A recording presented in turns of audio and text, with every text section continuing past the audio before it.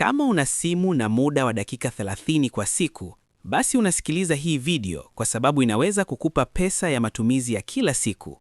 Watu wengi wana simu, lakini wachache wanajua simu inaweza kuwa chanzo cha kipato. Njia ya kwanza, unauza huduma ndogo mtandaoni, kuandika captions, kutengeneza posta au kutafuta wateja. Kazi moja tu, shilingi 10,000 hadi 30,000. Njia ya pili, huna bidhaa lakini unauza. Unapost picha, mteja akija, unachukua commission, bila mtaji, bila stress. Njia ya tatu, kazi ndogondogo mtandaoni. Si utajiri wa ghafla, lakini ni pesa ya chakula, bando na matumizi ya kila siku.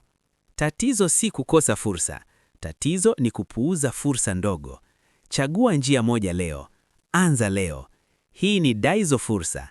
Hapa hatuuzi ndoto, tunatoa mwelekeo.